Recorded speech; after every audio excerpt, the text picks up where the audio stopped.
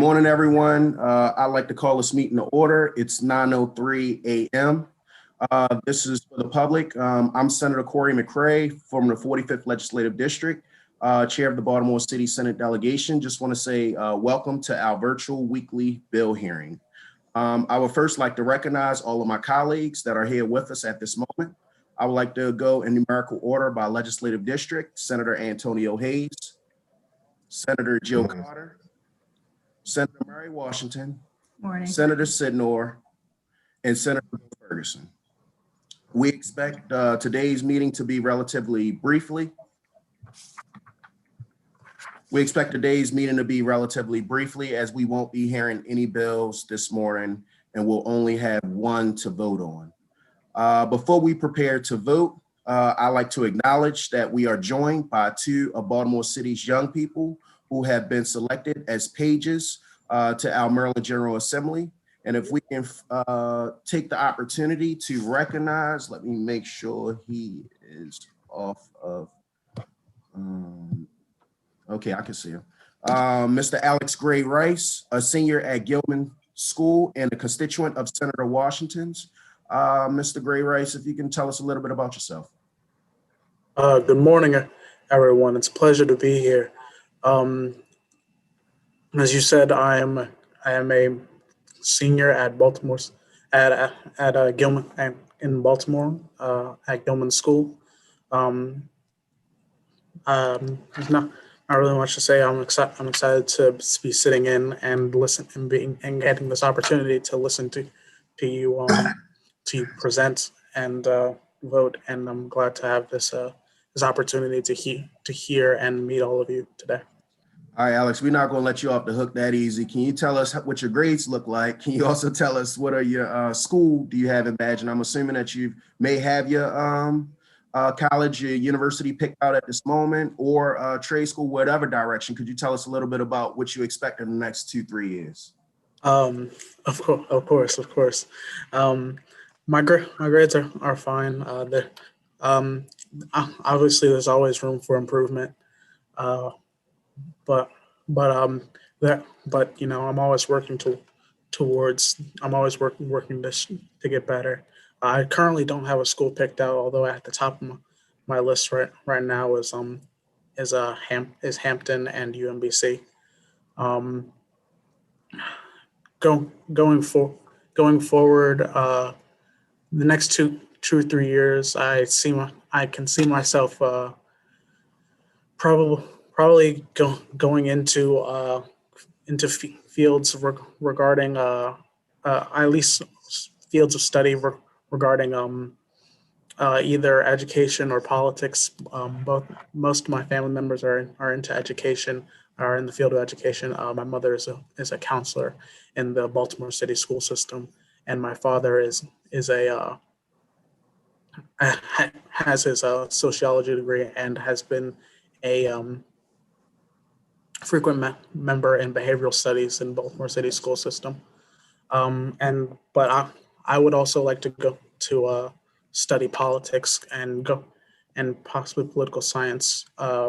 Seeing as I being on the ground and seeing these things around Baltimore City, I find it the easiest way or the best way to make change is to be at a level where you can influence where policies are made. As such, I want to study to go into that field. So that's where I can see myself like going forward over the next 2-3 years. Got it. I noticed a couple of people that may want to comment on this UMBC comment, but I'm going to let them speak themselves. Is there any questions or comments from the senator at this moment? Yeah. Again, Mr. Gray Rice, you just rallied right there. You did it. You worked through it. It was excellent. That was really, really good. You found your voice, and it was good to hear it. Those are two great, amazing choices. And again, it's just happy to see you here. I guess this is your second round through, so we didn't get to see you the first time. So I'm just glad you could join us this morning. Thank you so much. Thank you. And is there anybody else that wanted to comment, or can we move on to Rachel? If I could just say, I mean, if I can be a resource, I went to UMBC for graduate school and certainly have some connections over at Hampton. Always, I mean, please feel free to reach out to my office. I'd be happy to. Thank you so much. I appreciate it. Good. Mr. Chair, Alex, where do you live at? Do you live in the city? Yeah, yes, sir. I live in the seventh congressional district, and of Baltimore City. I live near Morgan State University. 43rd. Okay, so that was you an live earlier. and go to, yeah, you live and go to school in the 43rd. Both of them are your district. Got it. Okay, I'm Yeah. always counting votes, so I just needed to know. Hey, that's mine. since you're Thank you. No, thank you for coming on. I think for all of us, it is, a sense of pride to see young people in Baltimore City speaking up and speaking out. It's not an easy thing to do all the time. And, the fact that you had the courage to, come on here and also even apply to the PAGE program. I think the valuable experiences that you'll learn about how your government served you will go on to fulfill your life. One of the things we always try to encourage people to do, especially when you go to college, you have an opportunity to apply for your senator and delegate scholarships. You've already met Senator Washington today. You have 3 more delegates to get to know. And so good luck. And as always, I think no matter what district you're in, I think this cadre of senators here will always, be some folks that you can reach out to and get help with. So definitely use that as an opportunity.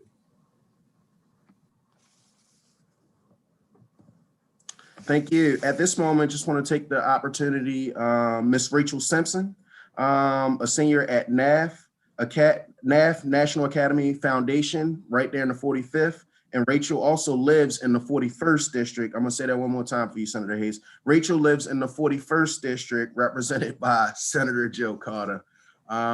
Rachel, Yay! Rachel, if you could tell us a little bit about yourself. Good morning. Good morning. My name is Rachel. I'm 17. He already told you what school I attend. You asked Alex about grades, so I'll just, I'm a straight A student usually.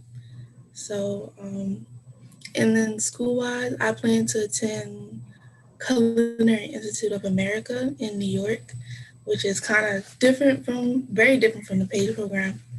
So,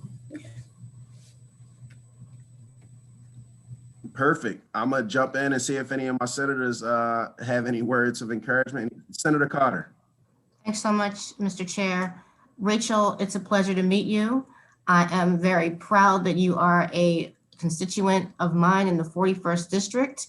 And so I just want to say the same thing that was said before, reach out to me in my office or any of us here if there's anything we can do to assist you in your future endeavors. I'm excited that you're going to New York, but of course, for the most part, our scholarships are limited for the most part, with some exceptions, to Maryland schools. So, if you change your mind or, we need to do something with your future, let me know. But thank you, and it's a pleasure to meet you. Good luck. same to you. Thank you.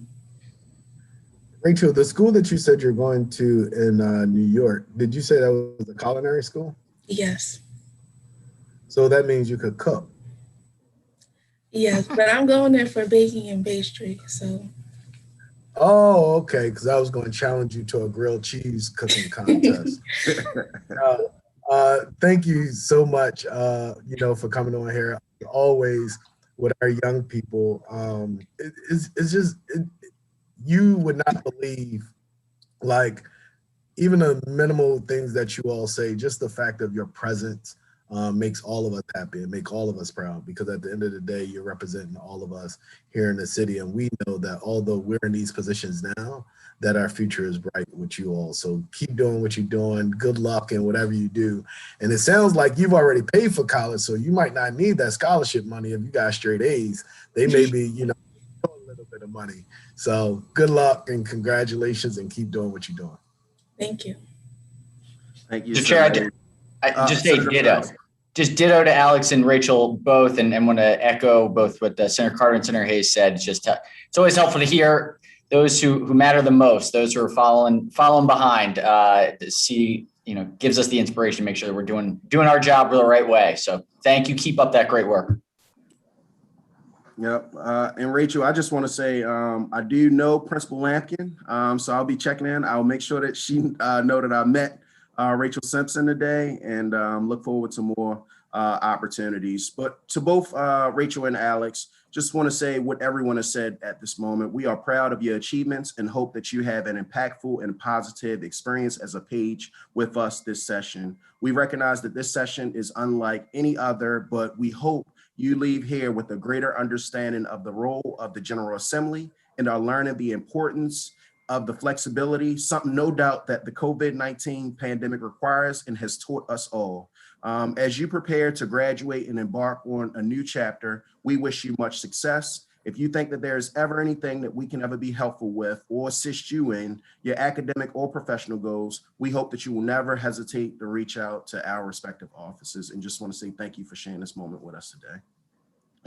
Colleagues, at this moment, we did have 2 bills on the agenda to vote on, but we're only going to have 1. So I'm going to hold the bill, Senate Bill 789, which is the Visit Baltimore bill. There is still some amendments to work through, and there's no need to vote on it and still have to bring it back with the amendments. I see the Director Mehu is also on here, but she has guaranteed that we will get this right in the posture that it should happen in, and she's working with Visit Baltimore in order to do that.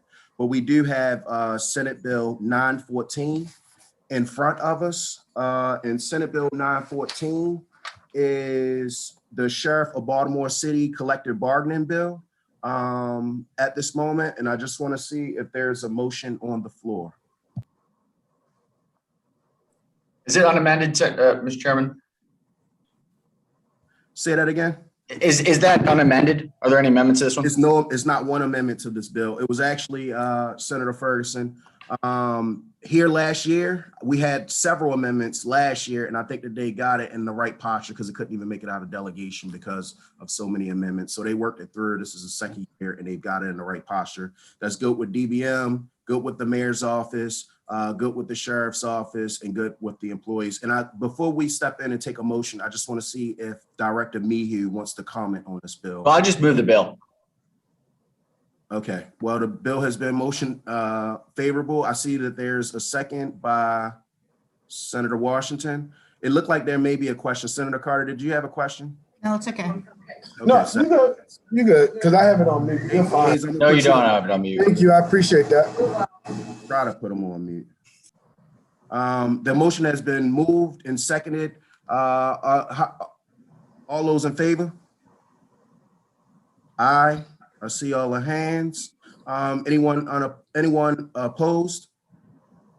Seeing none in opposition, this Senate Bill 914 has been moved favorable. Colleagues, at this moment, I'd just like to open it up for any comments that anyone from the delegation may have. I'd like to call on Senator Carter. Thanks, Mr. Chair.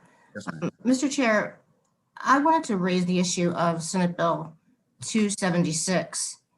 Bill 276 is a bill that I pre-filed all the way back in September of 2020. And it had a hearing before the Judicial Proceedings Committee on January the 21st, very early in session. On January the 28th, we wrote my office in an email requesting that it be put on the delegation hearing list, but it was not, and it still has not been. It's my understanding from the response from talking to you and from the response from your office that you took the position that it wasn't going to be scheduled for a hearing because it's not a delegation bill. And so while I don't necessarily believe that it should be something that should have to be determined as it's a repeal of a bill that was very much treated as a delegation bill in 2019 with Senate Bill, actually former Chair Senator Hayes as delegation chair sponsored that bill. And only upon a vote of the delegation was it even considered in committee really quickly. A few people have reached out and showed me that they've actually requested JPR to take action, and Judicial Proceedings Committee has responded that it cannot take action until it receives a letter from the delegation because it's a delegation bill. And so I would just reiterate that I think this is an issue that the delegation should have a hearing. And I apologize to colleagues because I know that we're close to the end and that the chairman has said to us that we don't have any more business, any more bill hearings before the delegation. But I did not feel that I could let it go through the end until we address this issue. Yep, thank you, Senator Carter. I guess I want to just make a comment and then just hear what the body has to say. I think that with any chairmanship, there are opportunities to build upon and opportunities to just improve on from those that from how we proceed. And I just want to be clear, from day one, I've had a collaborative leadership approach and not just a unilateral leadership approach. In November, I tried to talk with every member of the respective delegation, put together some form of a plan. After those conversations in December, we moved forward and agreed upon the vision and the plan for the city delegation. And we collaboratively discussed down to the hour, the times of the meeting in reference to how we would move forward. In respect of bills, which has also been a very inclusive part of the discussion. And when I had those discussions with the senators and also at the meeting in December, and this discussion took place before any bill was pre-filed or filed. So this is before we could even see a list of any bills. All bills that have been heard before this delegation has had a direct impact on our local government in some capacity, i.e. our police department bills, or in some direct fiscal impact on our local government, or some form of a local bill that solely impacts the respective district that the person brings it for. There have been several bills that have been heard in our delegation in the past that falls in the gray area, and I went about it as discussed, speaking to it as a delegation and not making a unilateral decision. Those bills were, I noted the BCCC procurement bill for that respective institution has been brought up as a delegation bill back in 2019 and 2020. Senator Hayes asked, was it going to be on the voting list or a bill to be heard? And I said, hey, I don't mind, just bring it up as the group. He said, you know what? He didn't, and that bill has already been moved. Another one is the respective library bill. We decided that it wasn't going to have a form of a bill here. We did a briefing, and at the end, they asked for a letter of support, and we went about it that way. But that was also a collaborative approach. It wasn't like I made a unilateral decision. This is the first time that I'm hearing that it needed a delegation letter to pass out of the Maryland State Senate. So I appreciate that you brought that up to my attention. But as we talked about this, you did request that it go before, and I also said that it wasn't a delegation bill, but I also gave two different paths in reference to how it should be forward, and we're talking about one of them at this moment. I'm going to open it up for colleagues. I'm going to open it up for any questions or comments that anyone else want to make. Senator Carter. I don't want to usurp the conversation, but I just want to stress that, you know, this was a very high profile issue, and it was well known by people in the community as well as many of our colleagues that this was something that the city delegation needed to act on. Now, whether we agreed at the time that it should or shouldn't be, it is the case that it was treated as a delegation bill, but it is directly impacting Baltimore City because the legislation itself was to have Johns Hopkins establish a police force that could police in the public areas of Baltimore City around the campuses located in Baltimore City. It was not extended throughout the entire state. And I would also stress to you that I recently had occasion to listen to the House hearing and the cross-file of this bill. And the vice chair of the Judiciary Committee was adamant. Where is the letter from the delegation? We supported this at the request of the Baltimore delegation. And so I can appreciate your contention that you're being more democratic and not making a unilateral decision, but our entire body, as well as our constituencies, have watched this process, have seen this as a delegation bill. Even the Judicial Proceedings Committee itself right now is under the impression that it must receive something from the delegation before it can act. And so I think it would be a disservice to the public that has been following and very invested in this issue if we now decide that we're going to shirk this off and not take responsibility over the future of this police force or potentially repealing this police force. So, Senator Ferguson. Look, first I want to appreciate both Senator Carter and Senator McRae that obviously this is one of the more contentious issues out there. I do think it's real. The reason I think that this is complicated is because take the issue out, take Hopkins out, take the police force aspect out. What is a delegation and is not a delegation is not a very clear line. And I think generally, and the reason it matters whether or not, and I think in this case, this one is not a delegation bill. But the reason it would matter is because it's not just about this bill. It's that we could have something coming from Allegheny County next session that has a policy that is implicated statewide, but is just impacting Allegheny County. And if Allegheny County and Senator Edwards made the case that, well, the only impact is in Allegheny County, therefore, in fact, the House just had a huge debate about this on election issues when it came to commissioner counties. And the local delegations were against it, but the House was for it. The bill passed.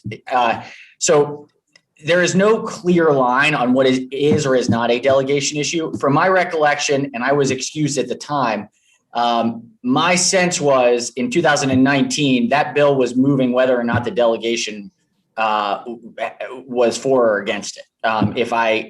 From my recollection of how things were as an outsider, and the chairman of the delegation at the time could probably give information. I think there is a deference to what is the city senators believe. The other issue that I think in this particular situation is that on the other side, the bill that's cross-filed is a non-city delegate. And I think that sets a really, really bad precedent that we would be taking and considering delegation bills from elected people that are not city representatives. And so I think that a non-city representative has cross-filed the bill, to me, is evidence of it not being only a city issue. Look, I totally understand where you're coming from, Senator Carter, and I wasn't necessarily, it was a painful experience in 2019 in every direction. And not being able to participate felt like this even more of a frustrating situation. But I think certainly the city should be able to give its opinion. The delegation should give its opinion. I'm surprised that the chair of JPR would say that it's a delegation bill because it is. I don't think that is the case. That said, just because a bill is introduced does not mean that it is something that gets voted on. Not this bill, on anything. And I think that's an important fact because there are bills that don't get voted on for a variety of reasons that are for any reason. And so I think, we've got 1,000 bills this year. We got 960 bills. We're in the middle of a pandemic. Like, I think there are going to be a lot of bills that don't get moved this year that are great bills that have a lot of merit. But there's just not going to be the right time. So on this particular issue, I do not think ultimately it's a city delegation bill because I think that it sort of sets a precedent about what could be for other issues. I think it is more than fine for a delegation to have a position on it, but I don't think that it is a city delegation bill. Senator Washington. Thank you. And I agree that it was never a city delegation bill, but last year it certainly was treated as that. The focus was that. We had but we had a hearing. So I hear what you're saying, Chairman. We don't necessarily have to have a vote, but we heard the bill in our delegation last year. I don't see the harm of 2 years ago. 2 years ago. It's all just 1 year. And so I don't see the harm in hearing the bill. And so having an opportunity, because it's a specific specifically my district, specifically your district, Senator, and the whole city, that for us to at least hear the argument for a repeal, I don't think it would be, and since there's two of us that are members, they would hear that bill in their committee, but 4 of us would not hear the proponents or the opponents. So again, I don't see the harm in a hearing. So that's where or a briefing at least. I'm gonna go, Senator Carter, is it okay to hear from Senator Hayes and then move to you? Senator Hayes, then Senator Carter.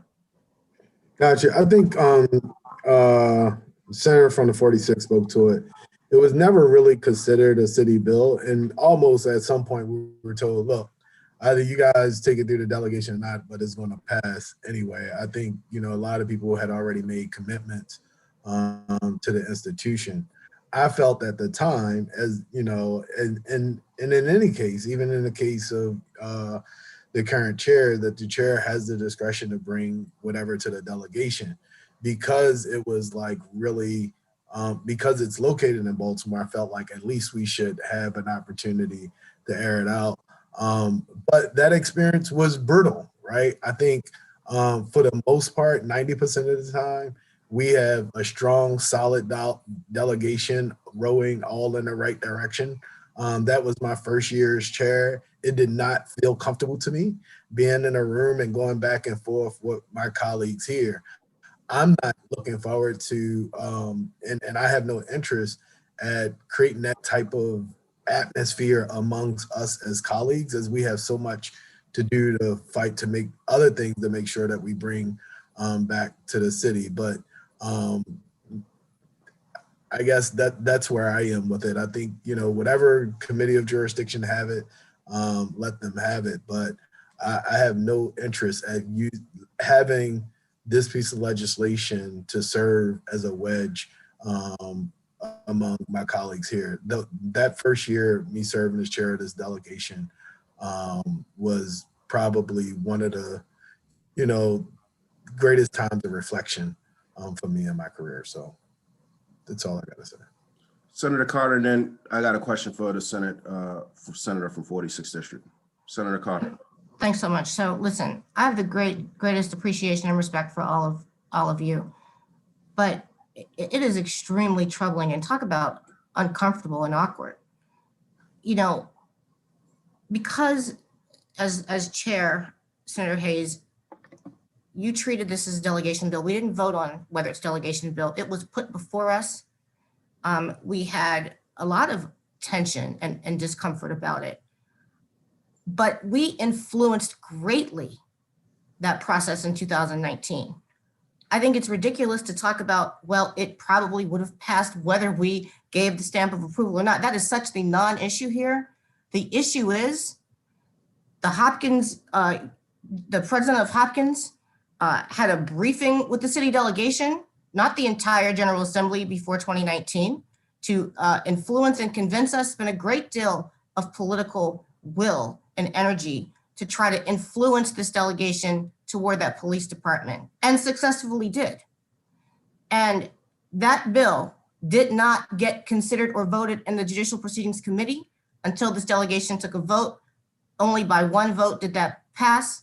Since that time, we have seen one of the greatest amounts of civilian unrest and protest that I've seen, with the sit-in that occurred in the wake of our passing that bill.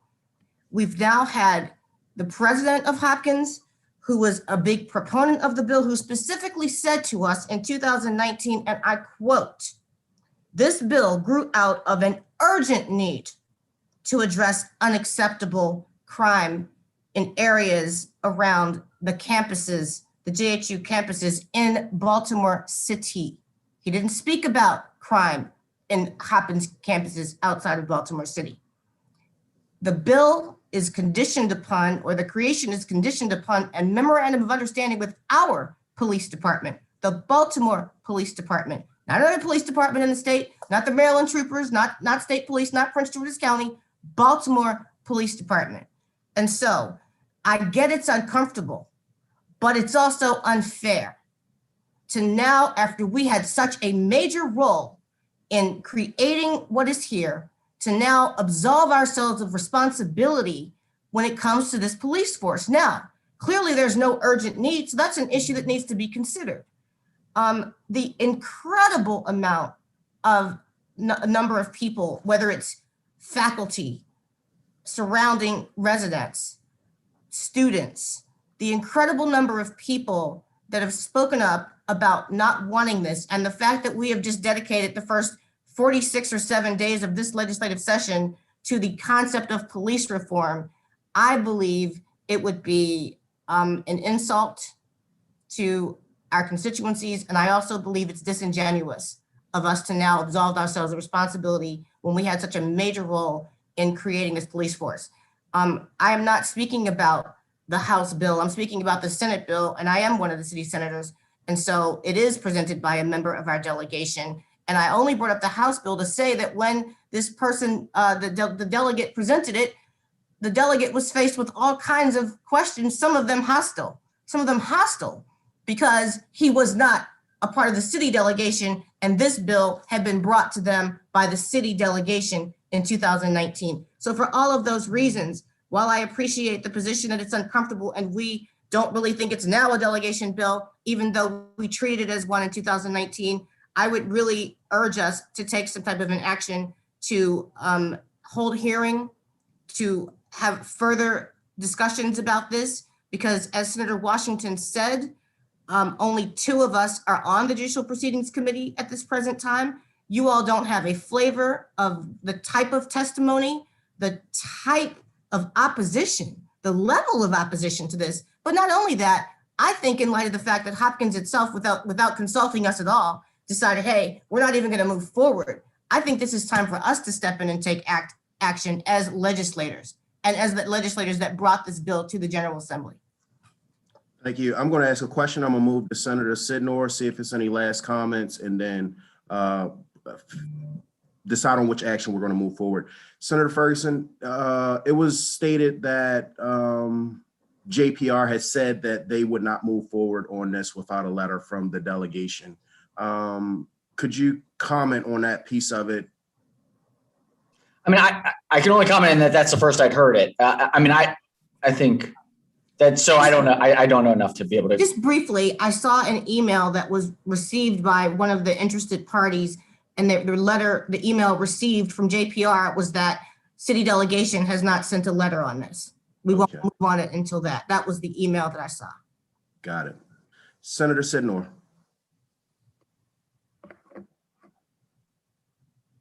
Thank you.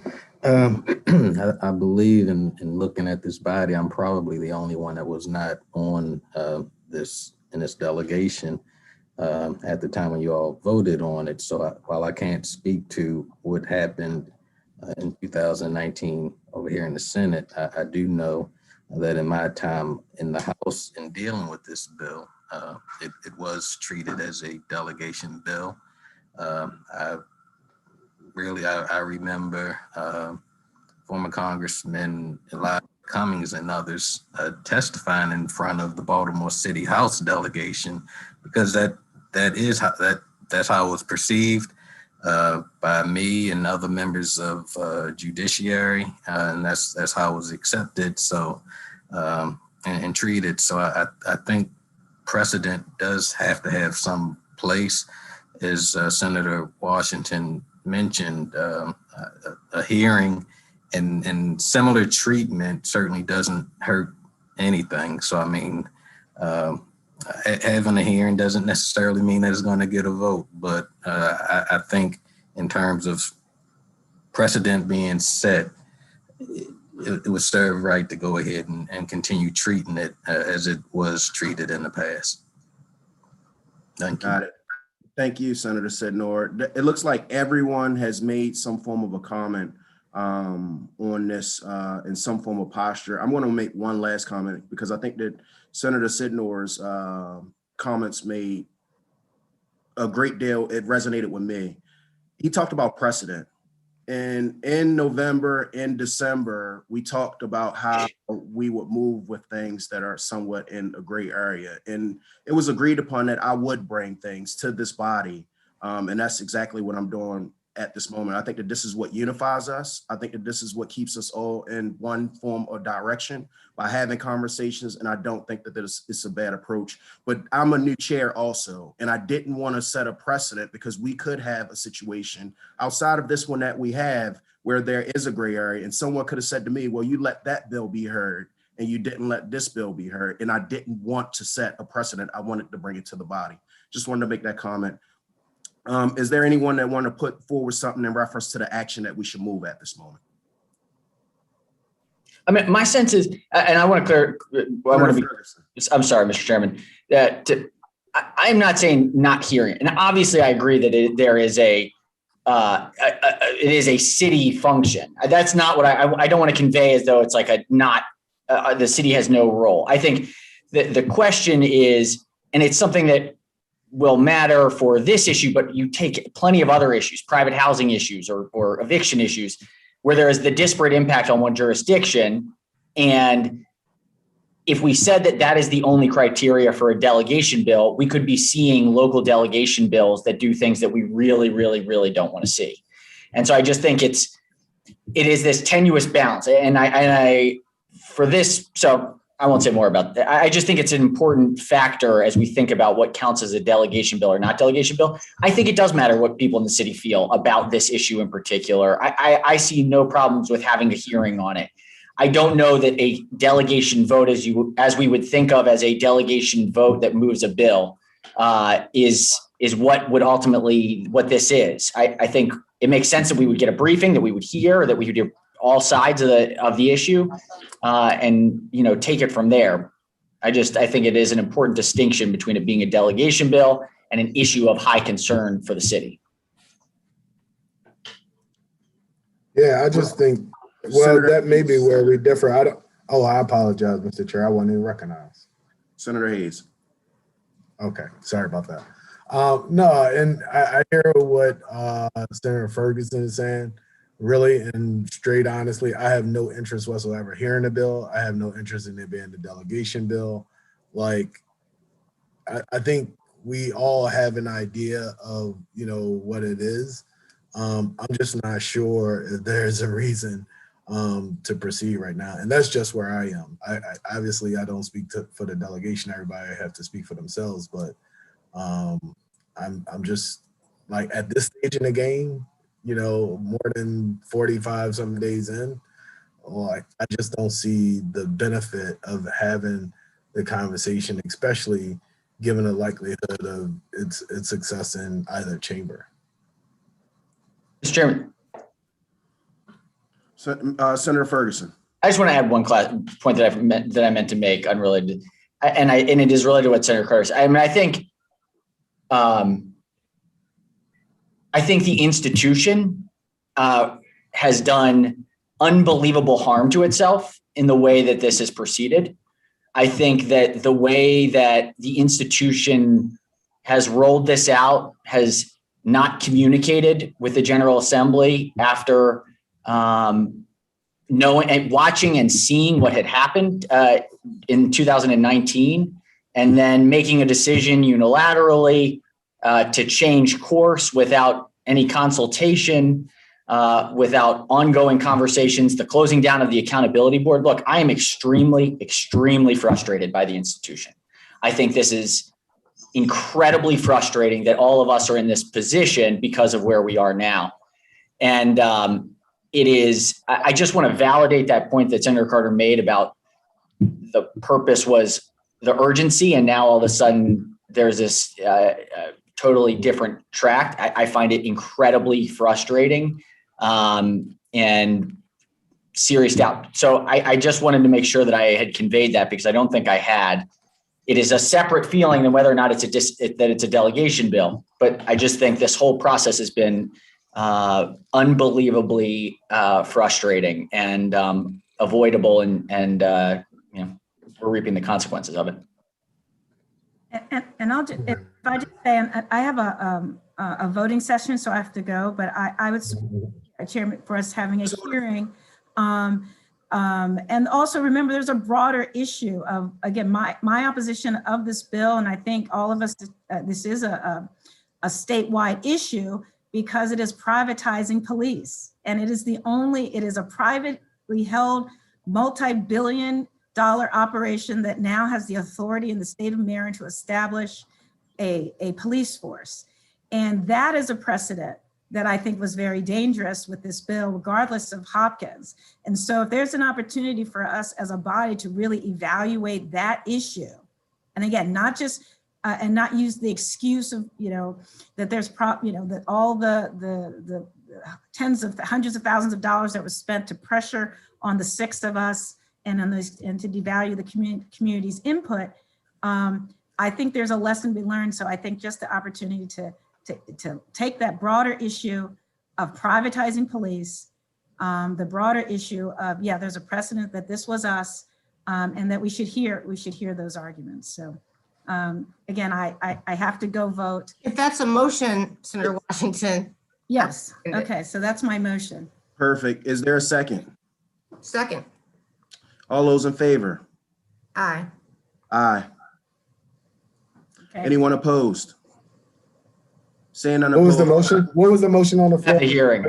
Just have a hearing. No. Okay. Got it. The motion has been moved favorable. We'll work to put it on the agenda and we'll hear it next week. Thank you. Okay. Thank you. Thank you. colleagues.